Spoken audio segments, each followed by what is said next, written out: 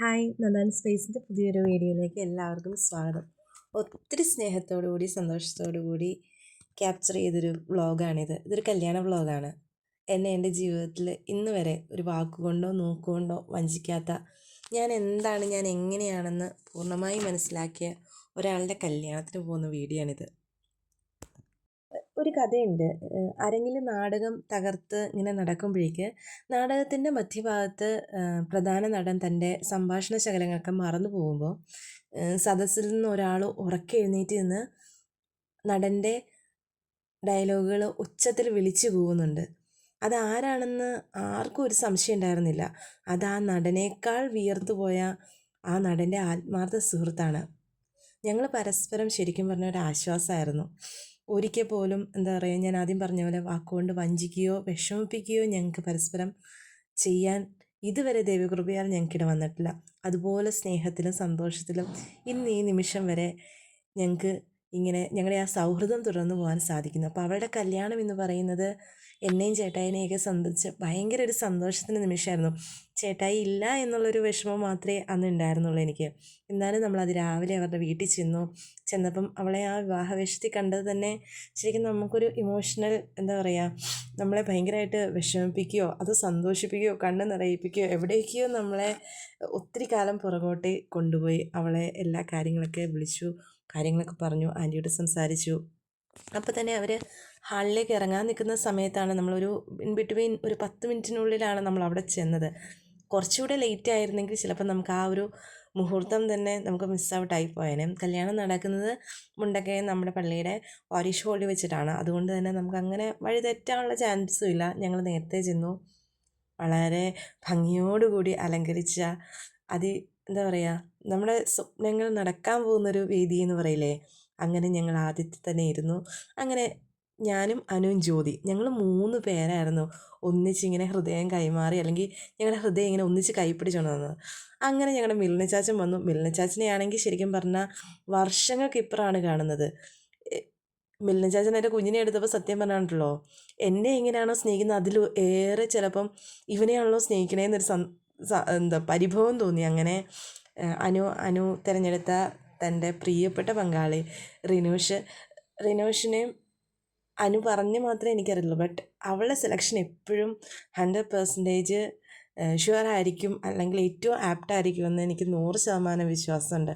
അങ്ങനെ അവർ രണ്ടുപേരും ഇടതുപക്ഷ സഹയാത്രികരാണ്. ഓഫ് കോഴ്സ് അവരങ്ങനെ തന്നെയാണ് അവർ പരിചയപ്പെട്ടതും അവർ വിവാഹത്തിലേക്ക് എത്തിച്ചേരാൻ തീരുമാനിച്ചു. അപ്പം പ്രത്യേക മതാചാര ചടങ്ങുകളൊന്നും ഇല്ലാതെ തന്നെ വളരെ ലളിതമായ രീതിയിൽ വിവാഹം കഴിക്കുക എന്ന് അവളുടെ ഒരു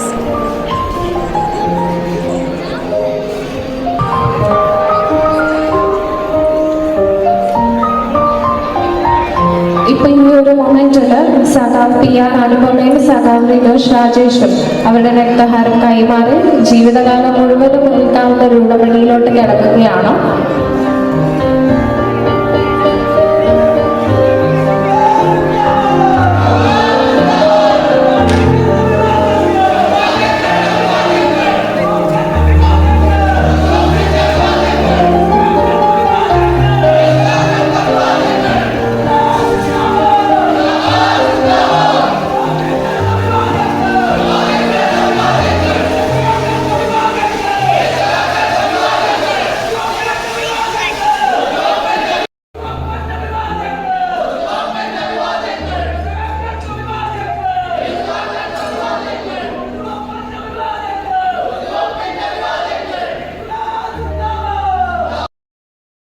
അവൾക്ക് വേണ്ടപ്പെട്ടവരും അവളെ സ്നേഹിക്കുന്നവരും എല്ലാം ആ വേദിയിലുണ്ടായിരുന്നു. വേദിയിലെ സദസ്സിലുമായിട്ട് ഒത്തിരി പേര് എന്താ പറയുക, നിശബ്ദമായിട്ട് അവരെ അനുഗ്രഹിക്കുന്നത് നമുക്ക് കാണാമായിരുന്നു.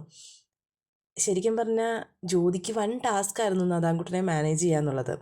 അവന് പിന്നെ ജ്യോതി ആൻറ്റി അനു ആൻറ്റി എന്നൊക്കെ പറഞ്ഞു കഴിഞ്ഞാൽ കൃത്യമായിട്ട് എങ്ങനെ ഡീൽ ചെയ്യണമെന്നും എങ്ങനെ എന്തൊക്കെ ടാക്ടിക്സ് അവരുടെ അടുക്ക് ഇറക്കാൻ പറ്റുമെന്നും നല്ലപോലെ അറിയാവുന്നതുകൊണ്ട് അവളത് മാക്സിമം അവരത് യൂസ് ചെയ്യുകയും ചെയ്യുന്നുണ്ടായിരുന്നു.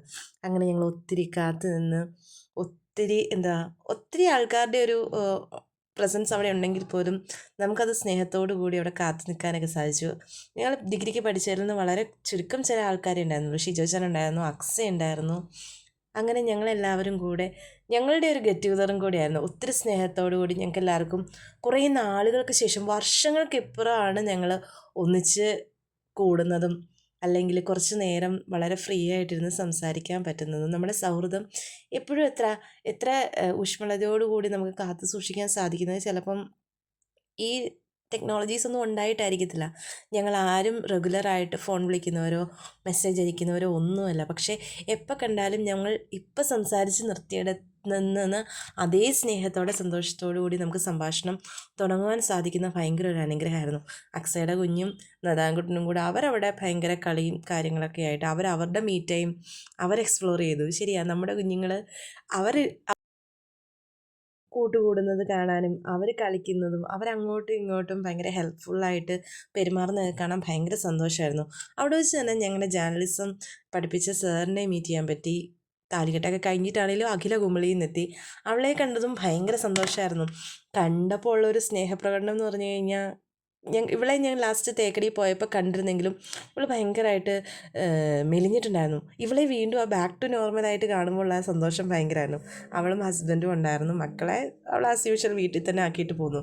പിന്നെ എല്ലാവരും കൂടെ കൂടിയിരുന്ന് അനുവിനോടൊരു ബൈ പറയാൻ വേണ്ടിയിട്ടാണ് ഞങ്ങൾ വെയിറ്റ് ചെയ്തിരുന്നത്. അവർ ആ സമയത്ത് കുഞ്ഞുങ്ങൾ ഓടിക്കളിക്കുകയും ഞങ്ങളുടെ ഒത്തിരി കാര്യങ്ങൾ ഫ്യൂച്ചറിനെ കുറിച്ച് സംസാരിക്കുന്നതിനേക്കാൾ കൂടുതൽ കഴിഞ്ഞു പോയ നല്ല സമയങ്ങളെക്കുറിച്ച് സംസാരിക്കാൻ സാധിച്ചു. ഇത് അനുവിൻ്റെ ഫാമിലിയാണ്. അങ്ങനെ അവർ തമ്മിലൊരു സ്നേഹചുംബനമൊക്കെ കൊടുത്ത് ഞങ്ങൾ പതിയെ ബൈ പറഞ്ഞ് പിരിയാനുള്ള സെറ്റപ്പായി. കാരണം എല്ലാവർക്കും ലോങ് ഡിസ്റ്റൻസ് ട്രാവൽ ചെയ്യാനുണ്ടായിരുന്നു. ഞങ്ങളെ കാത്ത് ഫെമിൻ കട്ട പോസ്റ്റായിട്ടാണ് വണ്ടിയിലുണ്ടായിരുന്നത്. ഇനി നമുക്ക് എല്ലാവർക്കും കൂടെ ജ്യോതിയുടെ കല്യാണത്തിന് ഇതുപോലെ ഒത്തുകൂടാന്നുള്ളൊരു പ്രോമിസിൽ നമ്മൾ അവിടെ നിന്ന് ബൈ പറഞ്ഞു പോന്നു. അപ്പം താങ്ക് യു സോ മച്ച്.